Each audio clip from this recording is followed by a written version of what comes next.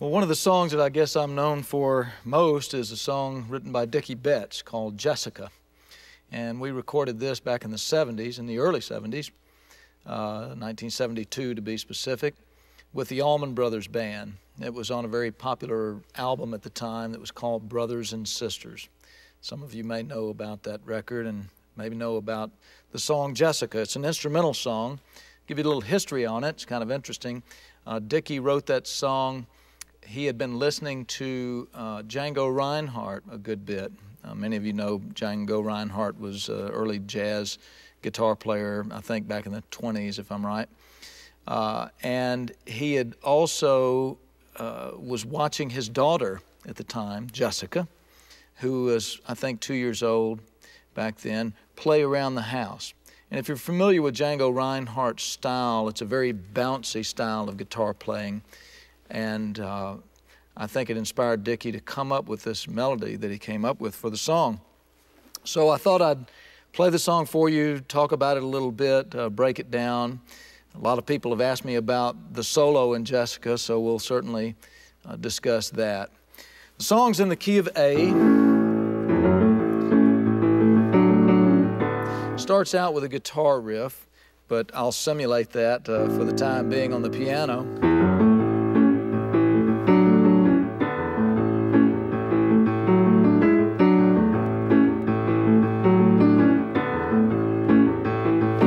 The melody of the song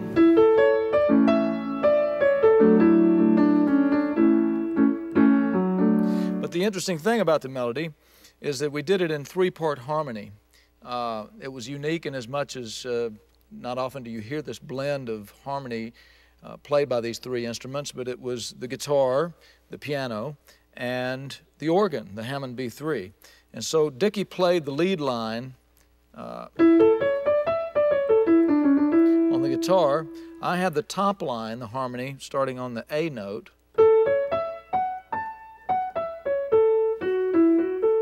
And then the bottom harmony Greg played on the organ. And the result is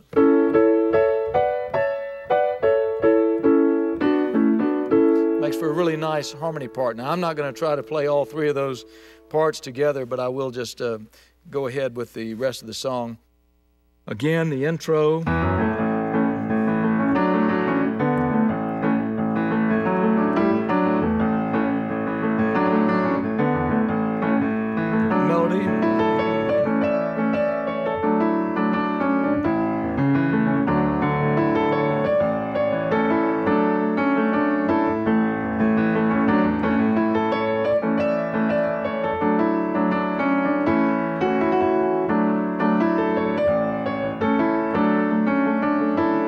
Turnaround.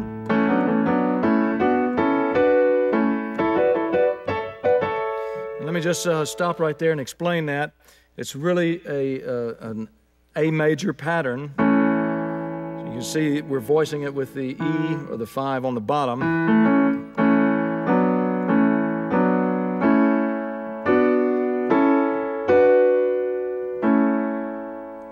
And then again. So that's the little break.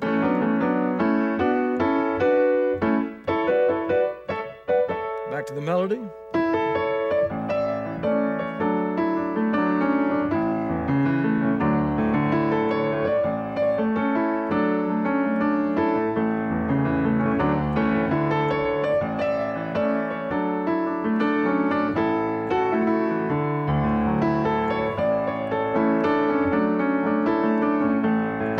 Bridge.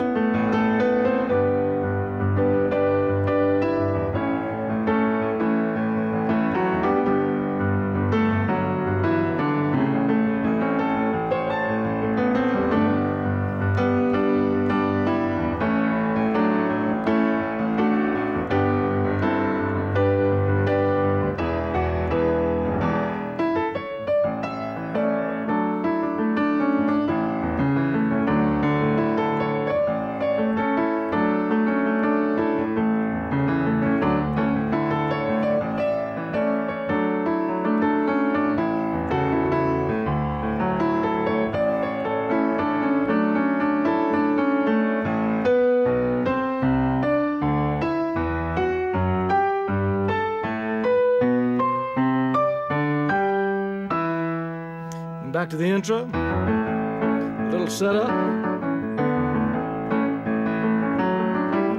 This went on for a little bit with some help from the drums. And then I would begin a little pattern to set my solo up.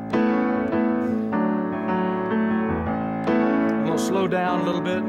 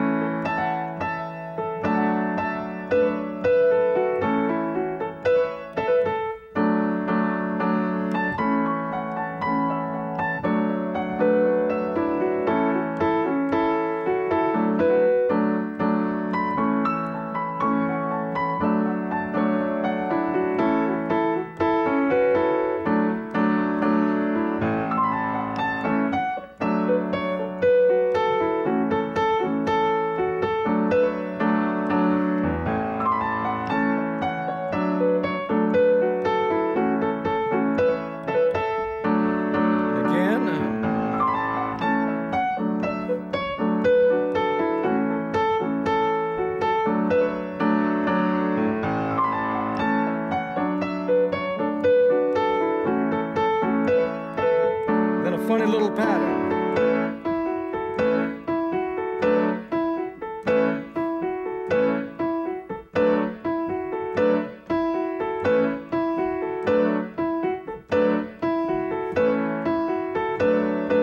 Little octave pattern.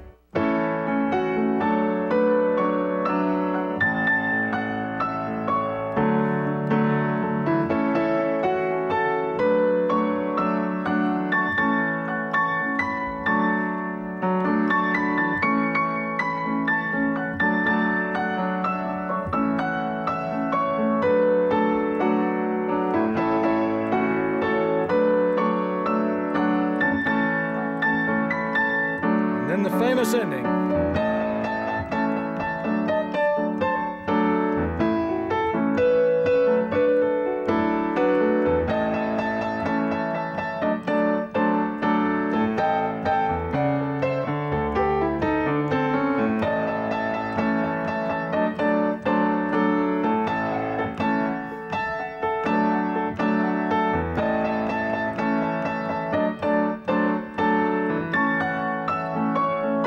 Set up for the guitar.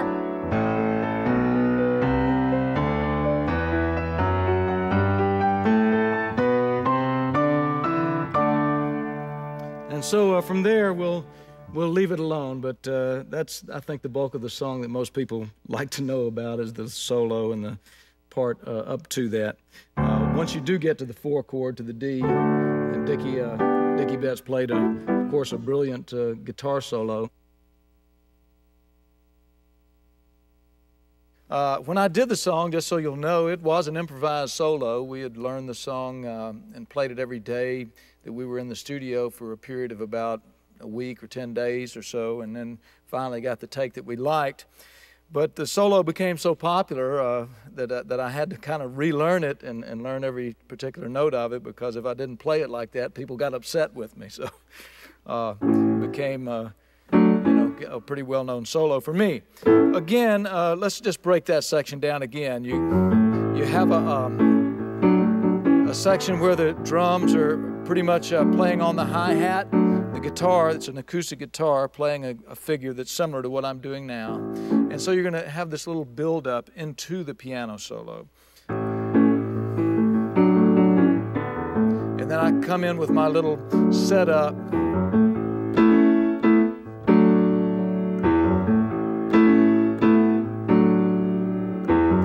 And then Butch on the drums went with me, playing a little figure on the snare to build that up.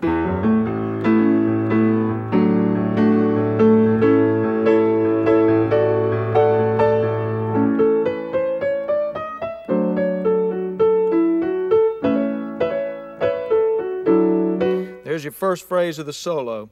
It's kind of just a little introduction, hello, how you doing sort of thing.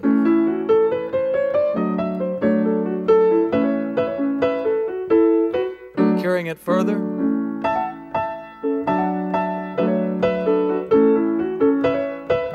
Now that incorporates a little bit of country style in that. A man named Floyd Kramer, who was a famous country piano player, played on many, many records of country music. And I'll give you a quick story about that particular lick that you hear me doing now and hear in country music. And that is, he was trying to simulate, he played in country bands and they had steel guitars. And he liked the way that the steel guitar could bend the notes, and he wanted to try to find a way to emulate that.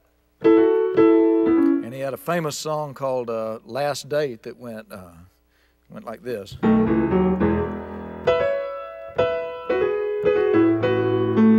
And he'd use that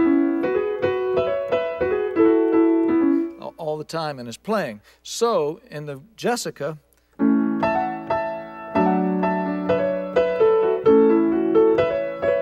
little bit of Floyd Kramer there. And then the next section, little waterfall.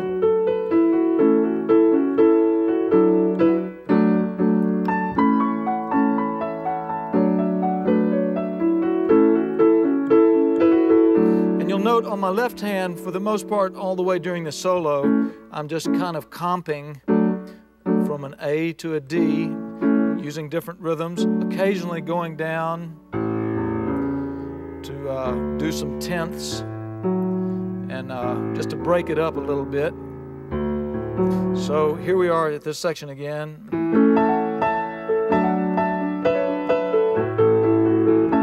And then the waterfall.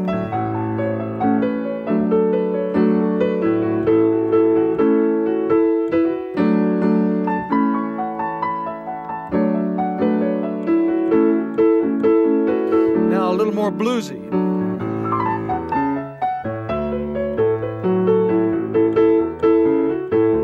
Making that same waterfall but with a blues element.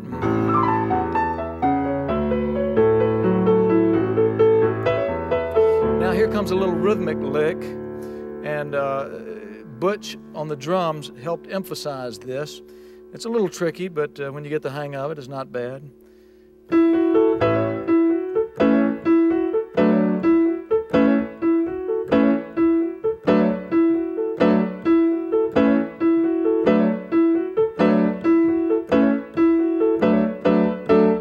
So it's just a repetitive rhythmic lick, but it works very effectively with the band going.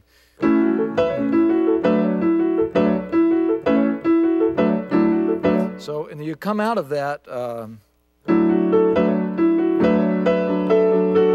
a little section of octaves.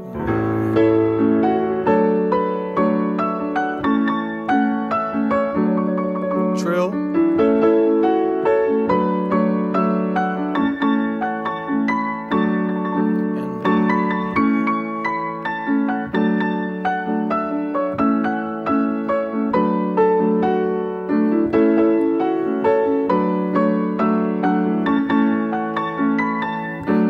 Famous finish.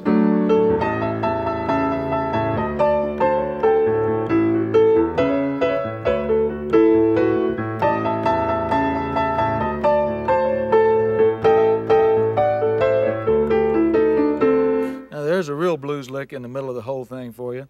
I'll play that one again.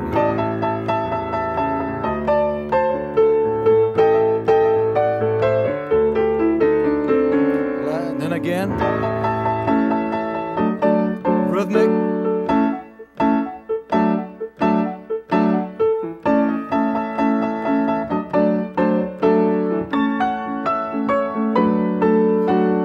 And then this nice little transition into the guitar solo.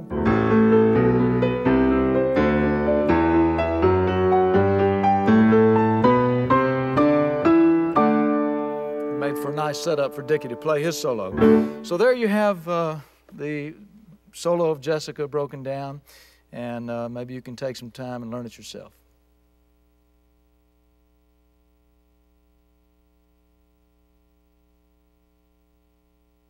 Now, just to discuss a little bit further the approach that I had in playing the song Jessica. You know, it was depending on the part of the song we're in, I was either playing a supportive role rhythmically, working with the drums like the pattern, during the verses, but at the same time playing my harmony part, again, which for the record, on the record, was beginning on the A note.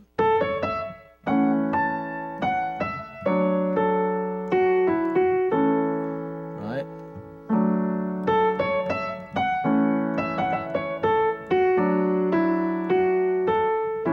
And so you'll notice the left hand was helping the chords and the rhythm, just very simple A to D.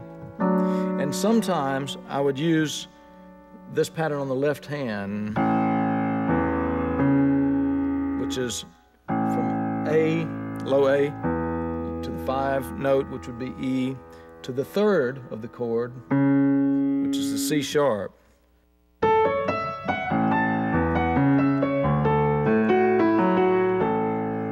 So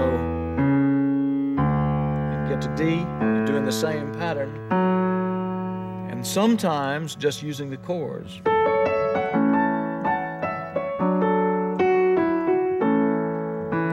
give the difference,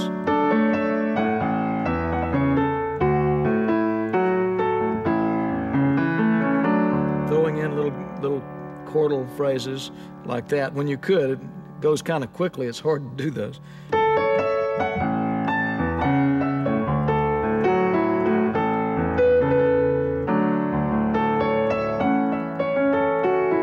So basically alternating between that pattern and just playing the chords.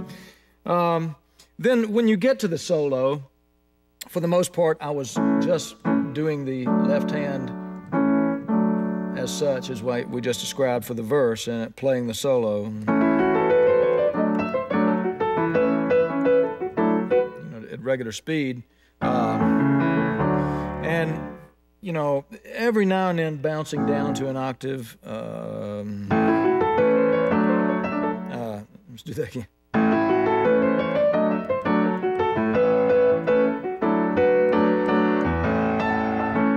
Every now and then, getting back down to that nice bass note. That was really the approach, was just to alternate between holding down the chord changes, with the left hand, anchoring the left hand with the bass and the 1 chord, and then just alternating the chord pattern from 1 to 4 and playing the solo with the right hand.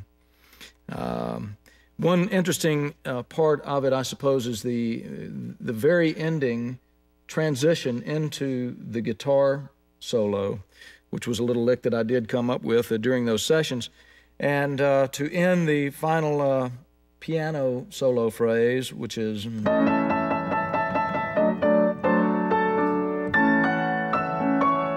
then we go to this.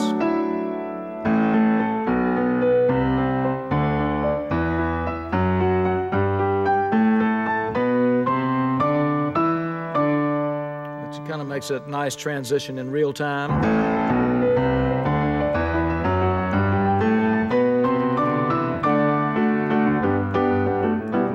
And I suppose it's worth mentioning, again, I talked about the supportive role at times that I played in the song. Certainly that was the case in the guitar solo. And I was simply playing a kind of a bouncy chord pattern.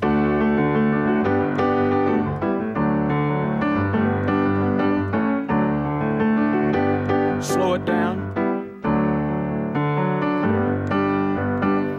Sometimes using that A to transition.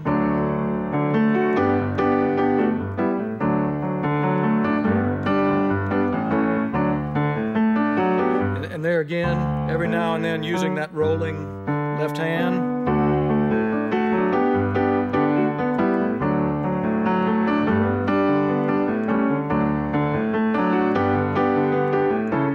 So on and so forth.